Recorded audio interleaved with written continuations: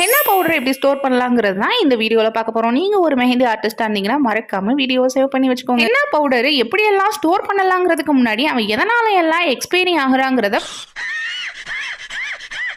ஆமாம், காத்துக்கும் அவனுக்கும் சுத்தமாக ஆகாதுங்க. ப்ராப்பராக நம்ம ஏர்டைட் இல்லாமல் வச்சோம்னா அவன் சீக்கிரமே எக்ஸ்பைரி ஆகிடுவான். என்னடி சொல்ற? நீ என்ன சொல்ற?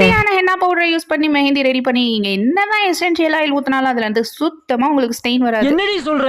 ஹென்னா பவுடரை இந்த மாதிரி பாக்ஸ்ல கொட்டி வைக்க கூடாது. நீங்க என்னதான் க்ளோஸ் பண்ணி வச்சாலும் அதுக்குள்ள கண்டிப்பா ஏர் போய் உங்களுக்கு சீக்கிரமே எக்ஸ்பைரி ஆயிரும். இந்த மாதிரி உங்க டீலர்ஸ் கிட்ட இருந்து வர பேக்கிங்கை நீங்க யூஸ் பண்ணதுக்கு அப்புறம் நல்லா ஏர் எல்லாம் வெளியேற்றிட்டு அதை மறுபடியும் நீங்க க்ளோஸ் பண்ணி அதுக்கு மேல செலோ டேப் போட்டு க்ளோஸ் பண்ணிக்கலாம். இல்லைன்னா நீங்க ரப்பர் பேண்ட் கூட போட்டுடலாம். பட் நம்மளோட கான்செப்ட் என்னன்னா அதுக்குள்ள காத்து போக டீலர்ஸ்க்கு ஏற்ற மாதிரி உங்களுக்கு பேக்கிங் டிஃப்ரெண்ட் ஆகும். சிலருக்கு இன்னர்லயுமே ஒரு கவர் வந்திருக்கும். அந்த கவரையுமே நீங்க க்ளோஸ் பண்ணி சேவ் பண்ணி வைக்கும் போது உங்களுக்கு ரொம்ப நாள் வரைக்கும் ஹென்னா பவுடர் நல்லா இருக்கும். இந்த மாதிரி கொஞ்சமான ஹென்னா பவுடரா இருந்தா கூட அதையுமே